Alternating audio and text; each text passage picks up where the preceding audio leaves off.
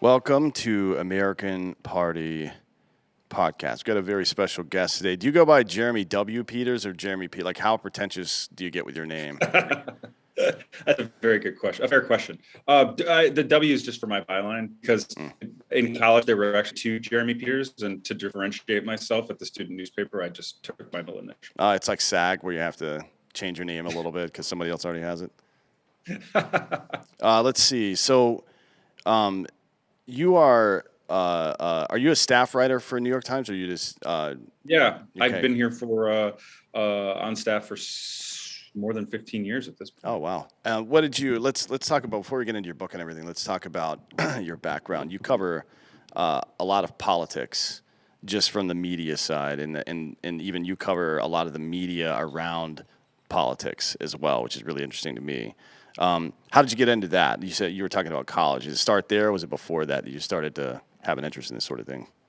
I mean, I always consumed a lot of political media from a young age, media of all sorts, from like talk radio to cable news as a teenager, because I was just very interested in current events.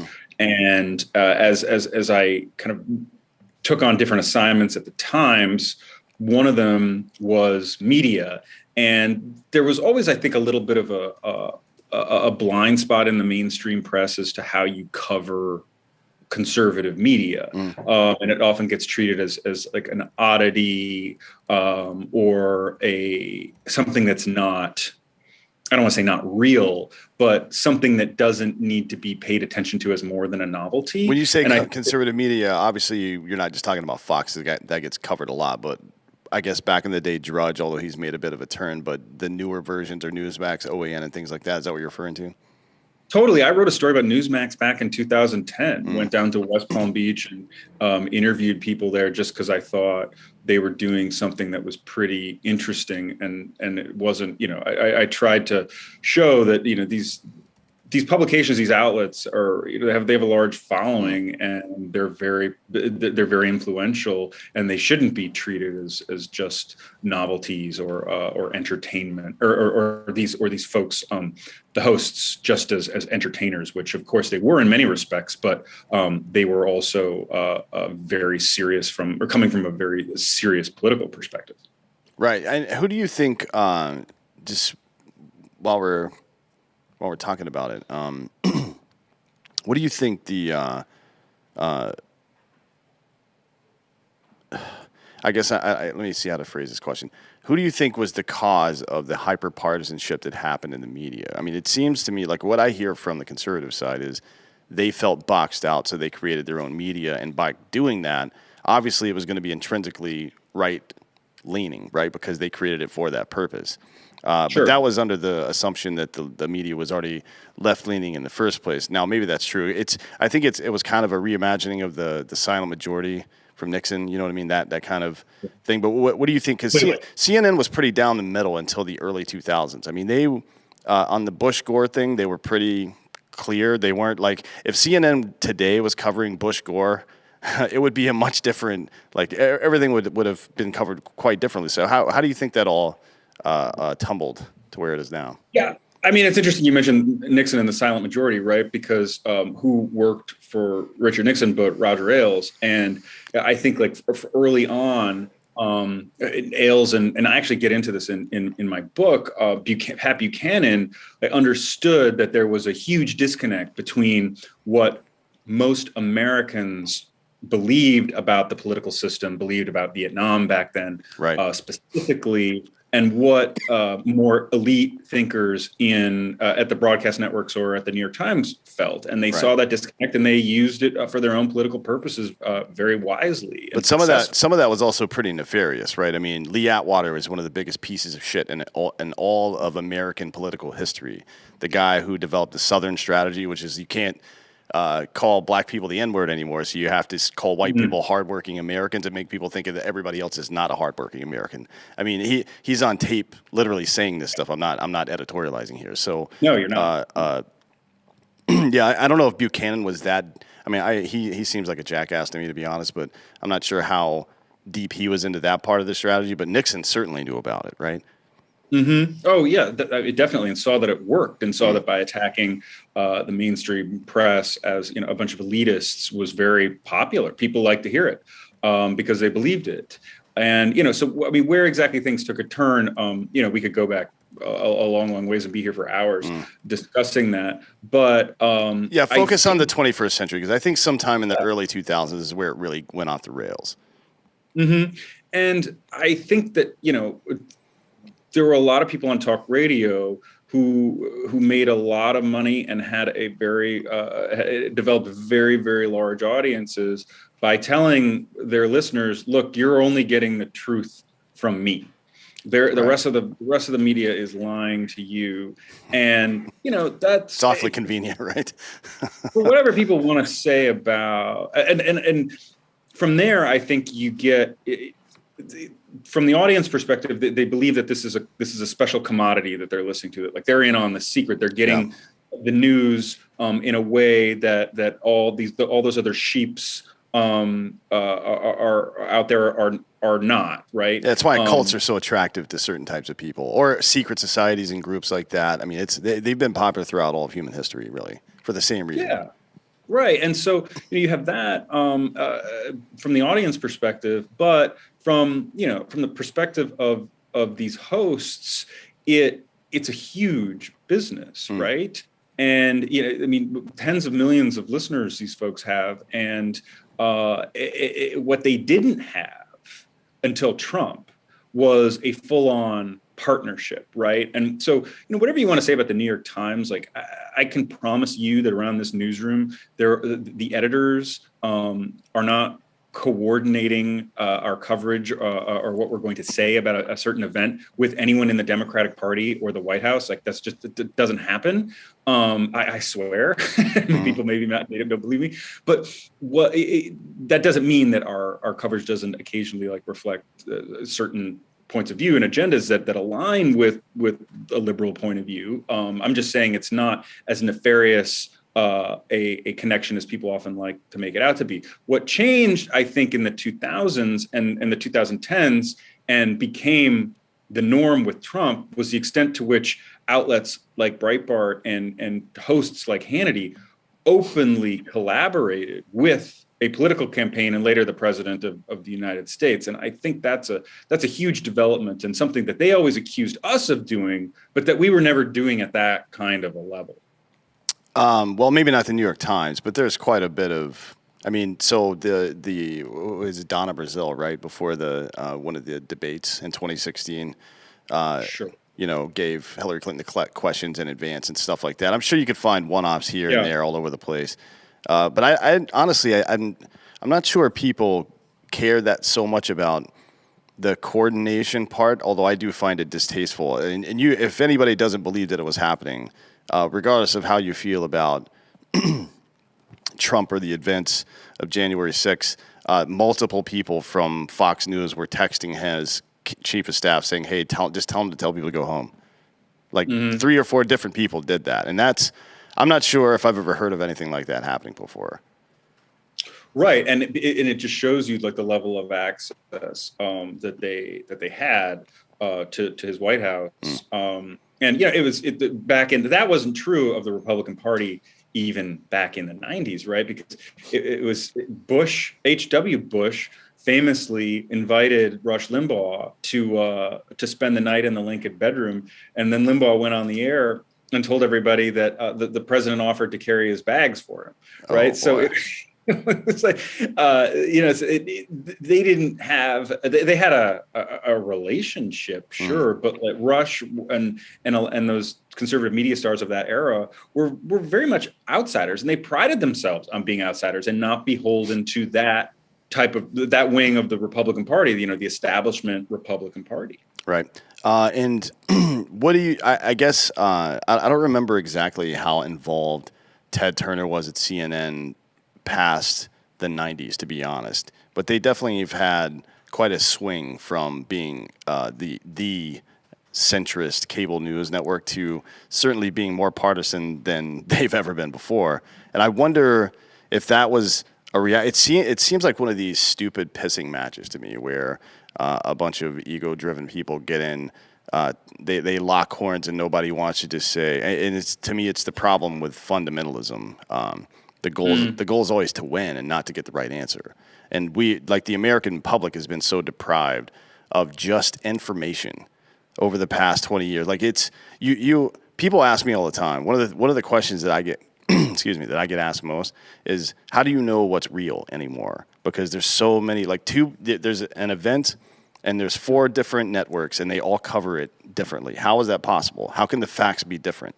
And the answer is obviously that they're not different, but the lens is different. So, I mean, to me, it's like a math problem almost. You see the lens and you can kind of, figure out kind of what angles people are coming from, what's real or not. But now we're seeing like propaganda from every possible political party, right? Or not not political party, but but like partisan person that's in either corporate world or media or government, wherever it is, and it's become increasingly difficult for people to know what's real.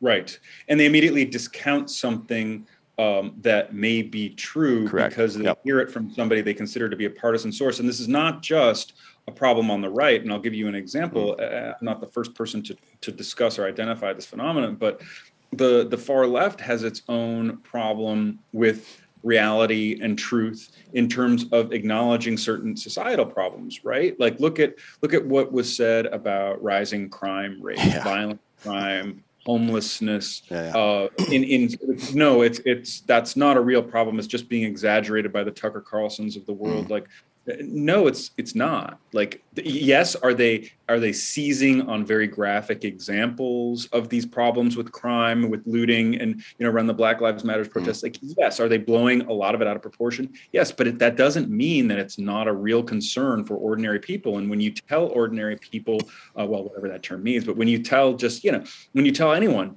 what you're seeing isn't true, what you're seeing shouldn't be believed. It's not real. You're minimizing that, and that's a problem. I think it's a bit worse than just minimizing it. I mean, yeah, there's an element of crying wolf that makes people distrustful of any kind of institution, and that's a big problem. But I think a lot of it is also this manufacturing consent phenomenon, where if you say something loud enough and long enough, people will begin to believe it. And there have been quite a few news agencies.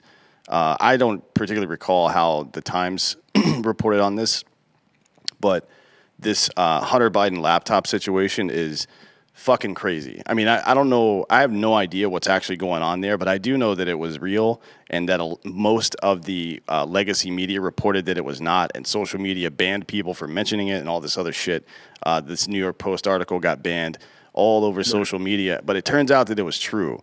And right. No, the Times reported that last week. I believe it was last week, right? We did a story saying that it was definitely not stolen. I mean, definitely not fake. Any type of Russian disinformation. Yeah. So how do you? I mean, that's an institutional problem, I think, right? Because people, like, if you're, and to me, it's a matter of what your motivations are, or your motivations to. I mean, look, you're running a business, right? So you do have to make money at some point, and I don't think there's anything wrong with that necessarily. But the goal of news is to report news. And if the goal is to report certain types of news or shape a certain type of narrative, then now you're lost, right? I mean, you can't operate that way.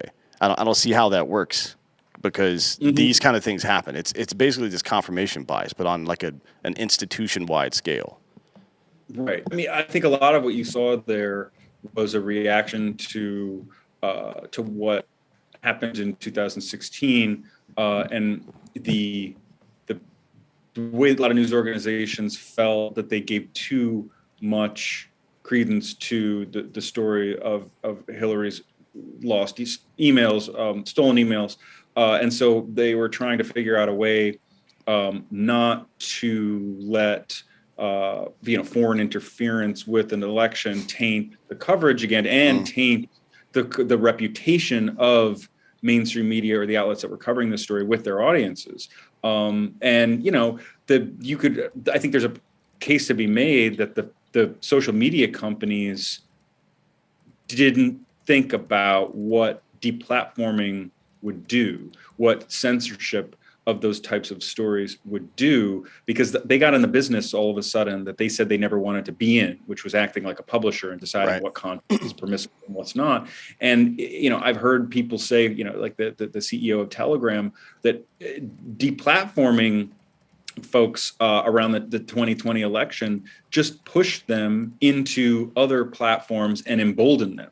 It made them. It gave juice to that kind of belief, that movement, if you want to call it that. Like those people felt all of a sudden more energized than they otherwise would have if Facebook had just left them to their own devices. But all of a sudden, you make it a huge story once you start kicking people off and major players offline. Yeah, I think it was actually you guys that wrote a story about how that New York Post article got 4 times more coverage than it would have if they had just left it there, which is really fucking stupid. I mean, if your point was to kill it, then that was kind of dumb. But going back to what you said about not wanting, I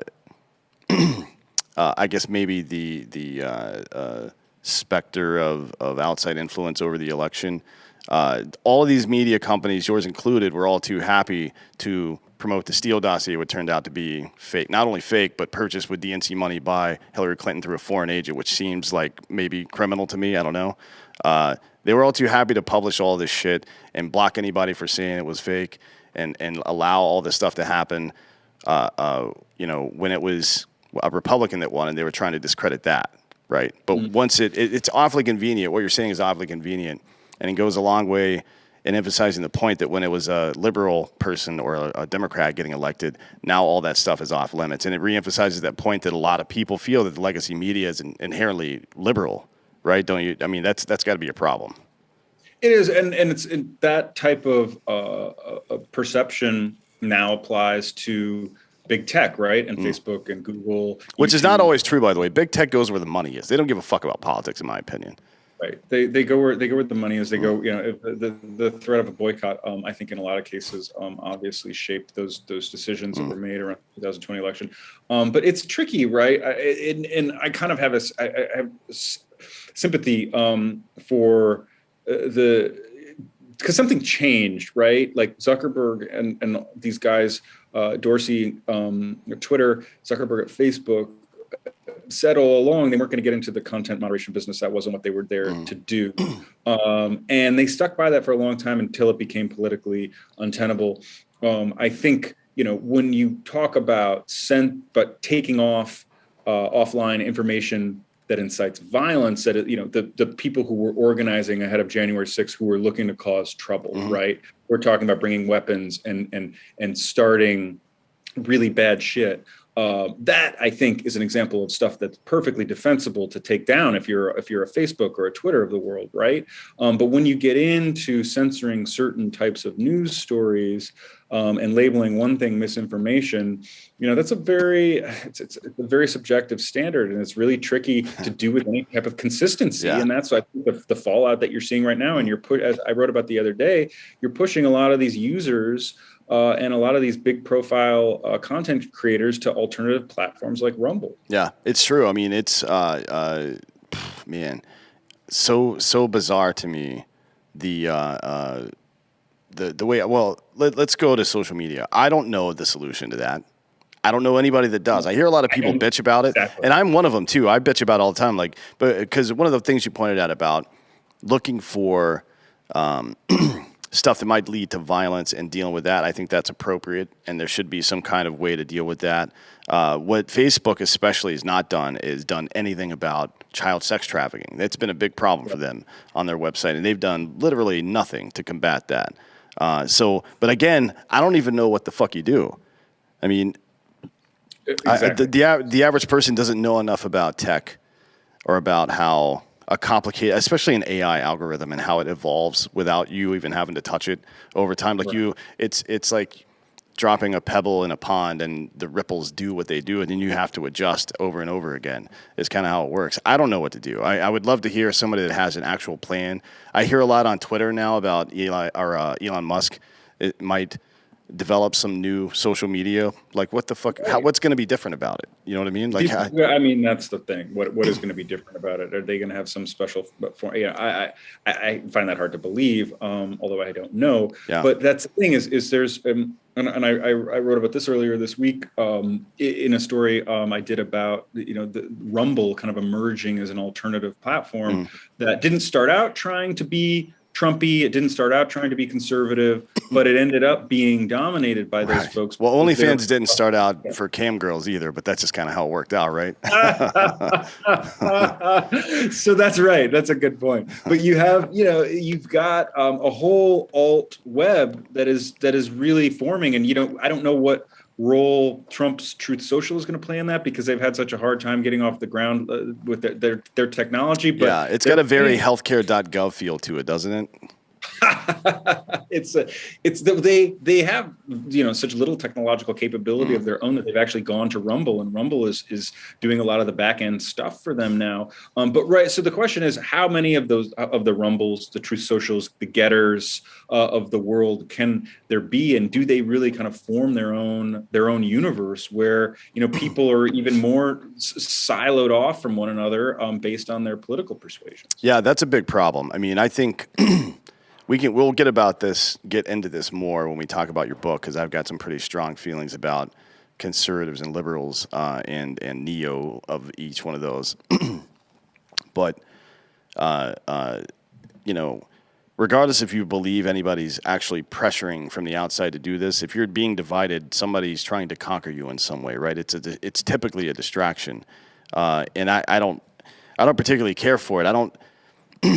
We need conservative people who are actually our system of government was built this way for conservative people and liberal people to have debates ad nauseum forever and adjust policy based on that in a way that at least somewhat reflects a meritocracy, right? Like we understand that we can't be perfect, but the right and left have to talk. Mom and dad have to talk. We have to figure out some kind of balance between strength and empathy, like we do as human beings, right? No different than how your parents raise you. And without those two sides in their genuine forms having that genuine discussion, then I think we're fucked, right? And we just keep getting it's like hyper-partisan mission creep. We've in the last 20 years we've had a Republican preside over the largest expansion of the federal government in history. How is that possible? You know what I mean? Like that shouldn't even be possible. But that's a reality that people have just memory hold. They just accept that as reality now. Yeah, they do. I mean, it's this problem of like dehumanizing the other side has just gotten worse in the pandemic, right? Because people weren't able to interact with each other on a human level, right. And you had these incredibly consequential national discussions happening over race relations and public health. And they were happening online, which is probably the worst imaginable place that you could imagine that happening. I mean, it's the worst way to have a constructive outcome. And I just really, I said to somebody before left office, but right after, he was defeated, like, okay, so the Democrats are taking over. Biden ran on this message of reconciliation, healing the soul of the nation. I actually thought at the time, and still think that I was right, that it's going to get worse before it gets better. Yeah, I agree with that. And to that point about just treating the other side like the enemy, which that again doesn't make any sense to me. We went from Tip O'Neill in '87 to Newt Gingrich in '94, I think, and things changed quite a bit in that 7-year period. I mean, Frank Luntz turning the word liberal into a slur basically didn't help. A lot of stuff happened in that time period that was really not very helpful. I think they changed it from went from the Southern strategy to was it Family First, I think. Was right. the code right. words they used then. Anyways, so let's get into your book. The title is Insurgency, How Republicans Lost Their Party and Got Everything They Ever Wanted. I've got a couple of questions just Great. About the title. One, To whom did they lose their party? And then what was it that they got that they had always wanted? Those are my two main questions from that. So when I say Republicans lost their party, the type of Republican that I'm referring to is one that you'd consider to be like a Bush type Republican, kind of because those were the people who were always in charge. They always beat out the insurgent candidates. Going back to Pat Buchanan in 1992,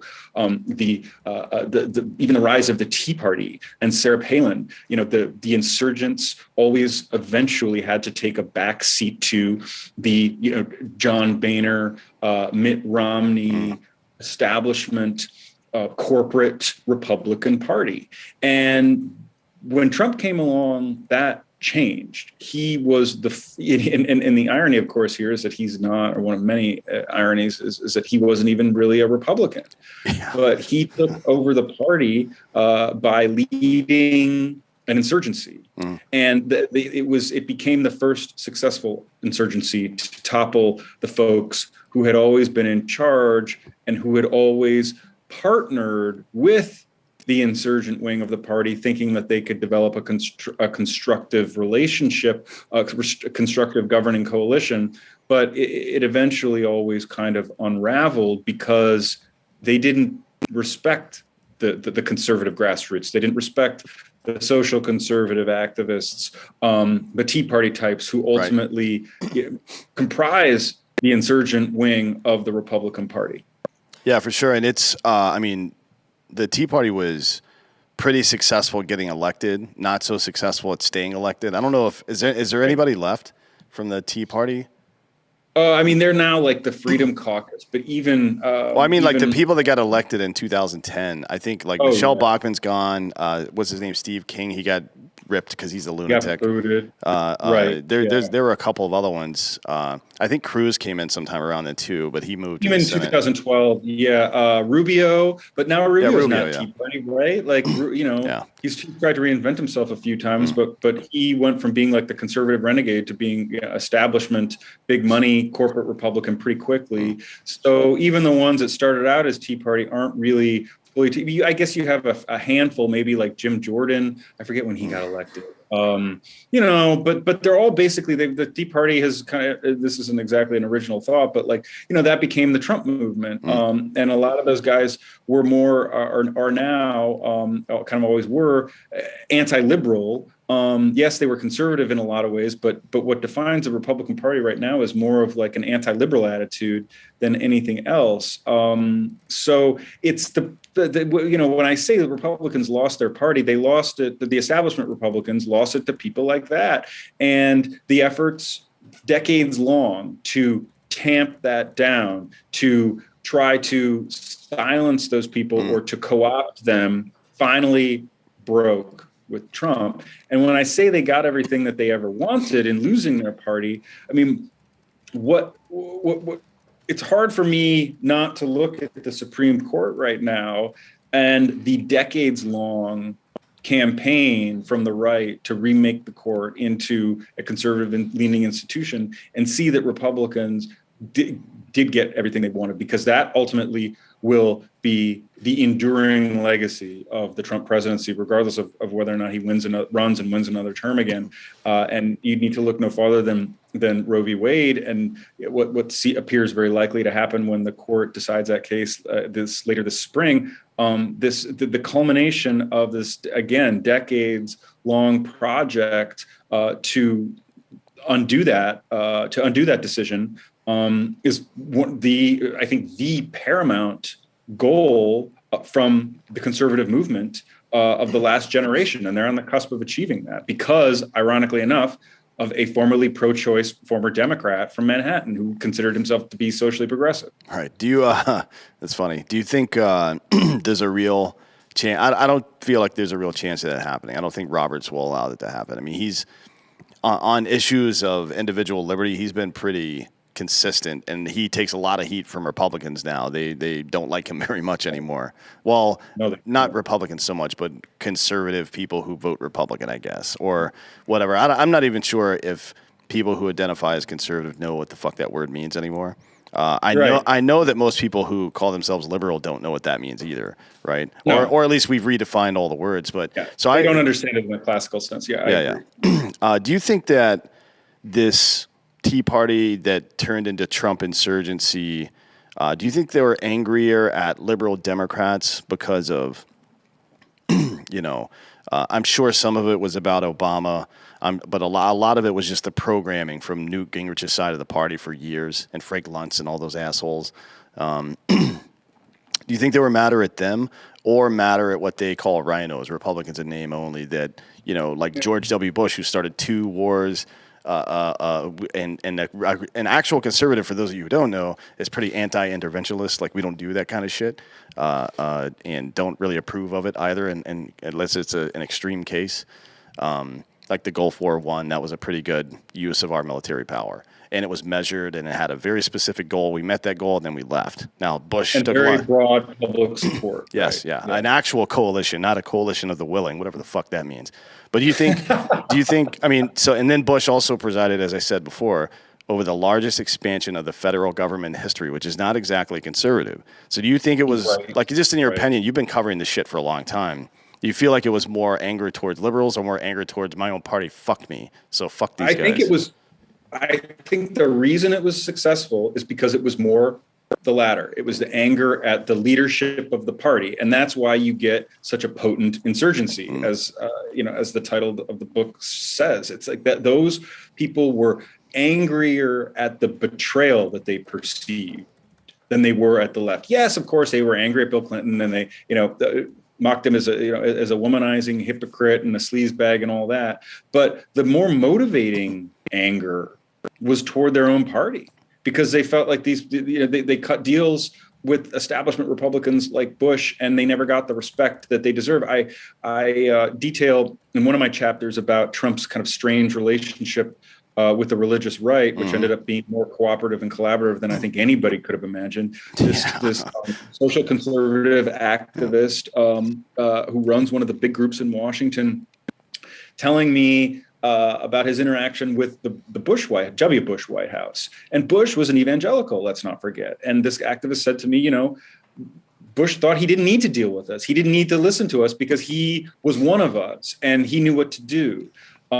Trump, the lesson from of Donald Trump there is that Trump wasn't, of course, an evangelical. Didn't understand that world in terms of what they believed. I think he understood them culturally very well, but the detailed belief system of an evangelical Christian he had no clue about. So he deferred to them with a lot of decision making and policy, and it ended up being a partnership that was incredibly beneficial and politically advantageous for him. Yeah, for sure. Does that Bush assuming he would get the evangelical vote because of his, relationships? Does that sound a little bit like the statement, if you aren't going to vote for me, you ain't black? I mean, it kind of feels the same to me. I think that was a huge that's one of the dumbest things I've ever heard a politician in a campaign say. But I agree with you 100% about. I've always thought it was more anger at the Republican establishment. I also think because they were angrier at Republicans, the Republican establishment, than they were at liberals, then the actual establishment Republicans, the elected officials, and all these nameless, faceless bureaucrats that operate behind the scenes, were terrified of Trump and his little merry band of hyper focused and hyper energized political activists. Like he created what we call in marketing a firebrand, right? Which is to say, force multipliers all over the place. And you could tell that despite what they may have said behind the scenes or got caught saying here and there, all of these people were super afraid of Trump. Like they thought he was gonna, they really seemed to, and maybe this is speculation on my part, but they really seemed like they thought he could end their careers or at least box them out of things. Well, and that's why I think to this day you still see such little open dissent from. I mean, yeah, you see it from the usual players, right? Like Mitt Romney, because he doesn't have anything to lose. If he's in Utah, he's still incredibly popular.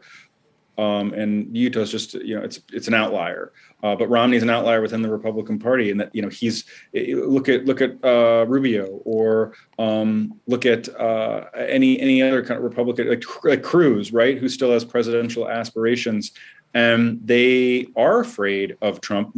I think the finer point there is it's not just that they're afraid of Trump, it's that they're afraid of his voters. Because Trump's voters is where their political power comes from as Republicans. In this Republican Party, your ticket to office is through Donald Trump's vote. And until that changes, until the voters decide that they've had enough of him, or that he doesn't really do it for them anymore, then you're not going to see any profiles and courage from Republicans who are willing to say the election wasn't stolen. Right.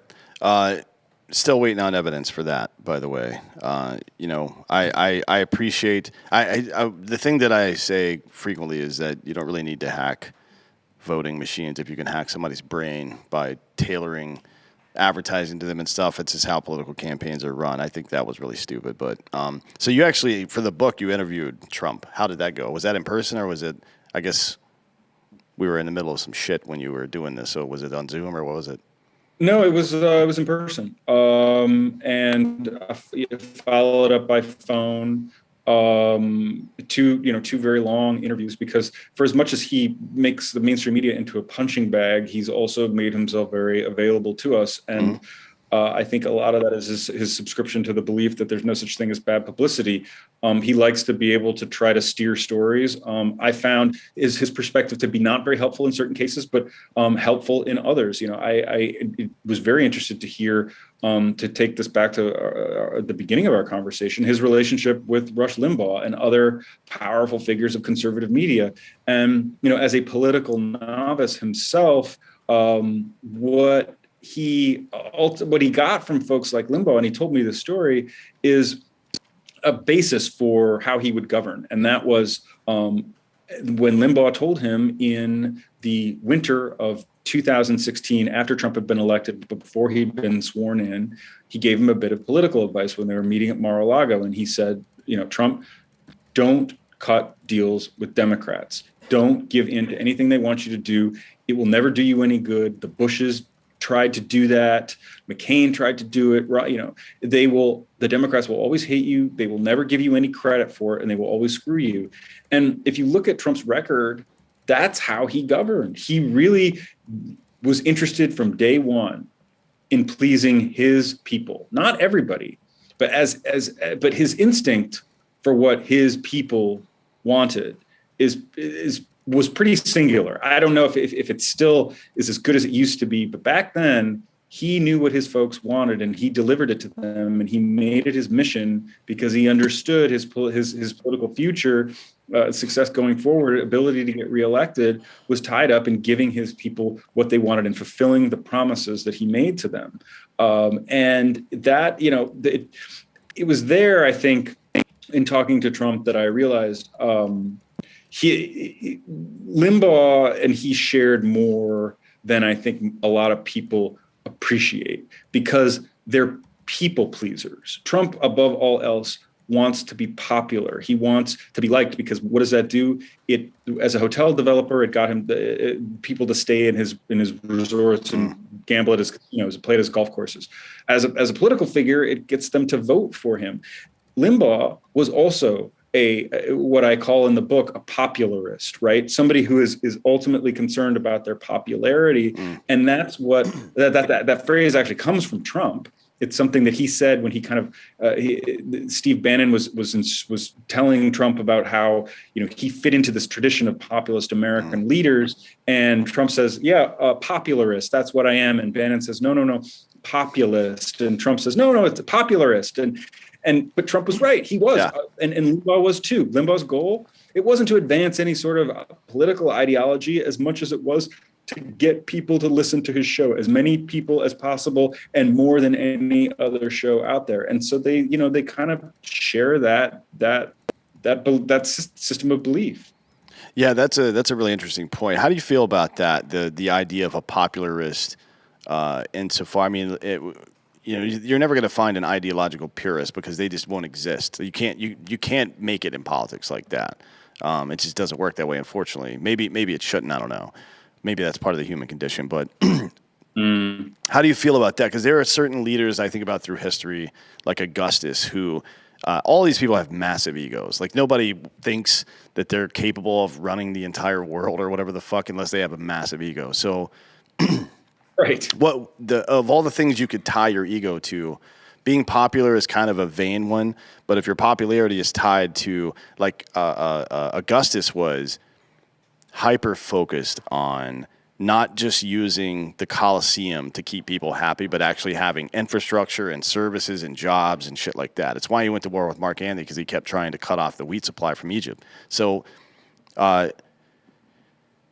I don't think that being a popularist is intrinsically bad, and I have heard that. And the first time I heard that phrase, I actually remember that exact conversation being reiterated, and it reminded me. I don't know if you've ever seen Trailer Park Boys, but it's a stupid Canadian TV show, and one of the guys, Ricky, just says words that are kind of close but mean something totally different, but it also makes sense all the time. You're like, oh, that's fucking weird. That's kind of where. Anyways, how do you feel about that? Like, I feel like a popularist with the right people around him can be a good leader, because it is important, right? To be, if like right now Biden's numbers are in the tank, and that's not good for our country for a variety of reasons. He can't get anything done. There's no confidence in institutions. Blah blah blah. But what are your thoughts on that?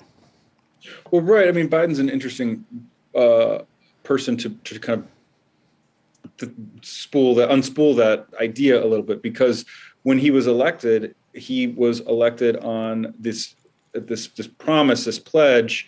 It was almost like like an idea, more theoretical than anything else, that he was going to restore normalcy to the country, that there was going to be competence in the White House again and not chaos. Isn't it the same thing that Obama said, though, right? Like after Bush, like we're bringing respect back to the White House or whatever. It's kind of the same thing. Yeah, and funny enough, Bush said a similar thing about Bill, right? Yeah. Like, I'm going to restore honor and integrity to the White House, right? So there's a certain cleansing, I think, that in people's minds that goes on through. But yes, that was a very populist message. Like it's not particularly ideological. I'm going to restore. Trump ran on restoring a vision of America that I appealed to people for a variety of reasons, but it was ultimately very nostalgic. Mm-hmm. And he said, I'm going to, that was what Make America Great Again was all about. And I think that is what the problem with populism, as I say in the book, I quote Steve Bannon talking about Trump's first campaign and why it was successful as a populist endeavor. And he says, populism isn't about policy. Mm. He says, our policy was build the wall, lock her up, and drain the swamp. Right. And after that, we kind of just tried to figure it all out. But you're right, because the problem with a populist is that once you get to power, actually figuring out what to do next, it's like the purpose of the revolution is the revolution. Yeah. Yeah, it's a self-licking ice cream cone. It's like populism has it can be a very slippery slope to mob rule, which is never good, right? I mean, right. It's like Tommy Lee Jones in Men in Black, the first one. He goes, "Yeah, a person is smart, but people are dumb and panicky and afraid." Like people in groups, it's the, I feel like I agree, and it's always. I think that's always kind of been a fundamental misreading of American conservatism, and this is something maybe you and your listeners will appreciate. That famous William F. Buckley line that I would rather be governed by the first 100 names in the phone book than the faculty at Harvard. I'm pretty sure he didn't actually believe that. No, he definitely did not believe that. No, although I do think, I was reading this morning, and I've known this for years, but it always strikes me as so bizarre that 12 of our presidents were related. Like FDR and Theodore Roosevelt were like fifth cousins, but he's related. Right. FDR is related to 12 10 or 11 additional presidents.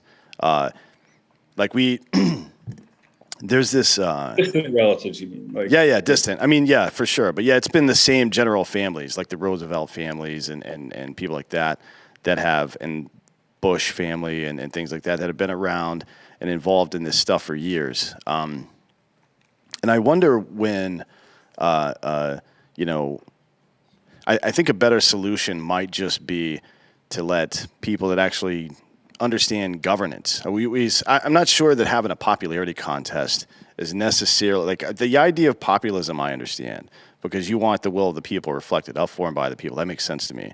But why is there the expectation that a popularity contest is going to select the best conduit for that type of government? That doesn't make a lot of sense to me. no. And I think, the last time that you saw somebody kind of run, well, I mean, Biden ran on being able to govern, leaned on his experience as a vice president in the Senate. But look, when Hillary Clinton ran in 2016, that was her message, right? Like Obama said, and he wasn't wrong about this, that, she has the most qualifications, the longest resume of anyone ever to seek the presidency in modern times. Maybe he said ever, but it was hard to argue with her job history, right, and her experience. But people didn't want that, right? They wanted the populist. Yeah, for sure. I mean, it is.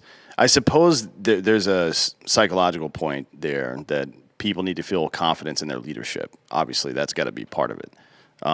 So speaking of that, you made the point that Trump didn't. He had a very antagonistic, and I say this all the time, and I think it's so funny. It's one thing I do miss about him. He had this antagonistic relationship with the press, but he didn't use that like George H.W. Bush. He was in the CIA. He didn't want to talk to the fucking press. Like he was a weird, quiet dude. He wasn't very articulate, to be honest, and didn't really care to talk to the press. Trump definitely not like that, and I'm sure some of it. Like Clinton in that way. I mean, Clinton. Yeah. Bill Clinton. I have colleagues older than I am because I would have been, in high school when this was happening. But they covered his White House, and their phone would ring and be the switchboard at the White House saying, "Please hold for the president." So, I mean, yes, Trump is not the first one to do this. He's probably the one to do it as frequently and spend as much time with the press, but he's certainly not alone. I think maybe this is my, again, speculation, but I think it's like half what you said before, that all press is good press from his perspective as a marketing guy. Yeah. And then part he just likes to fucking argue. I just think he likes the process. I think he likes talking shit and arguing stuff. But I wonder, it was entertaining and I guess, and there were some. I do recall some genuine moments, like when he was told on the tarmac that Ruth Bader Ginsburg had died. That might have been the first time I saw him have a genuine emotion in real time that was that was like appropriate. You know what I mean, and not manufactured, I guess. But I wonder what are your thoughts on Trump's handling of the press and what was good or bad about it, and then if you could dovetail that into what Biden's doing now. I know there's a lot of challenges, or have been, because of COVID and all that bullshit, but to me it just seems like this weird kabuki theater where he's built a fake White House set at his house and shit. Like presidents govern from other places in the White House all the time. That's nothing new. But I've never seen anybody build a set and sit in front of it like that. That's so bizarre to me. I mean, it's like it's like the Disneyland presidency, right? Yeah. It's a funny way of looking at it, because he governed, or he treated the presidency that way. Like a lot of what was appealing to him about it were the ceremonial aspects of the job, not the day-to-day nuts and bolts governing of it. Right? It was the planes, the helicopters, the mansions. Being able to speak first, and being the big dog in the room at all of these global summits, the governing was always of far less interest to the job of being president was always far less of interest. But as far as his relationship to the media goes, and what was healthy about it and what wasn't, very unwittingly, he contributed to this golden era of journalism where, despite his calling the New York Times the failing New York Times, we're doing incredibly well because people are engaged. The Trump helped people realize, many of whom opposed him didn't like what he was doing, that they needed to pay more attention. And so they did. So they became more active and engaged consumers with the news. That's a good thing. I think what's really bad and really pernicious is the way he personally demonized individual reporters and us collectively as somehow an enemy of the people, like the enemy, not just of him, but an enemy of the entire country. And that's, and you've seen this play out in really ugly ways where individual journalists have been targeted, death threats. I mean, it's his rallies, people being, reporters being roughed up. That's not good. I don't think anybody wants that in their discourse, regardless of who it's happening to. Yeah, for sure. I mean, he is a little right about some of it, right? I mean, if you're going to, and I don't know how intentional it was or whatever, but the handling of the Steele dossier especially is very problematic for pretty much every legacy media organization, in my opinion. I don't know what evidence was shown. What I do know is that the media had been tricked in 2001, right? 2001 and 2002 with Colin Powell sitting at the UN holding this little vial of nothing, like just this amount can do stuff. And I kind of feel bad for the guy. That became his legacy, unfortunately, after decades of service to this country and shit. But, I feel like having been tricked so recently that the media would have been like, maybe this is like this foreign agent and blah, blah, blah. And it didn't take very long to figure out that it wasn't real. And again, it's hard to say. It's like a chicken or egg thing. I can't figure out if Trump knew all that stuff. I mean, he knew that he wasn't, that the Steele dossier shit wasn't true because he's Trump and he fucking didn't do the stuff or whatever that was in there. But like, I can't figure out if he was, I can't figure out the timeline. Was he, because he was talking about fake news shit way before that came out. He started that shit in like May or June of 2015, I think. And the Steele dossier didn't come out until, what was it, like September of 2016, I think?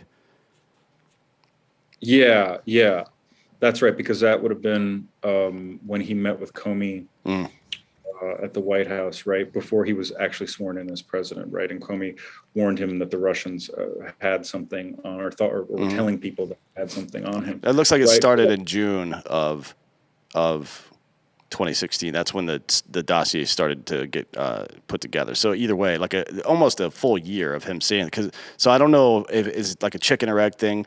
Did he see that as a weak point, the media, the legacy media, and the distrust for media, academia, whatever else, and just use that as a prop? Yeah. Or did he have, some kind of actual insight into that? It turned out to be true. I don't know. Yeah. To some degree.